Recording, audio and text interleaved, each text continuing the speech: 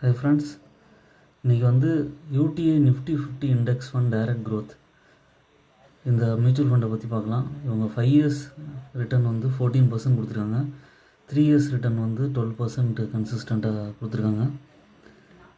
இது மெயினாக வந்து பார்த்திங்கன்னா என்ஏவி வந்து 180 இருக்குது, 3 star rating, minimum SIP amount வந்து 500 ருபீஸு, ஃபண்ட் சைஸ் வந்து 26,000 crores இருக்குது.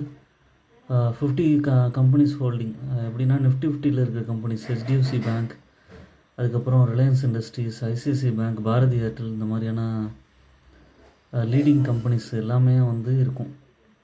ஹோல்டிங் அனாலிசிஸில் ஈக்விட்டியில் 100% இருக்குது. நான் சொன்ன மாதிரி இதோட செக்டார்ஸ் இது பார்த்திங்கன்னா financial, technology, energy utilities, consumer discretionary, இந்த மாதிரி பிரிஞ்சிருக்கு.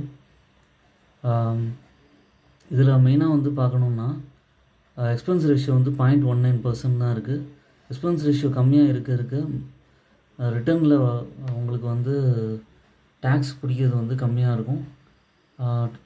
1 இயர்க்குள்ளே இந்த ஃபண்டை க்ளோஸ் பண்ணிங்கன்னா 12.5% டேக்ஸு, 1 இயருக்கு அப்புறம் க்ளோஸ் பண்ணிங்கன்னா 20% டேக்ஸ் பிடிப்பாங்க.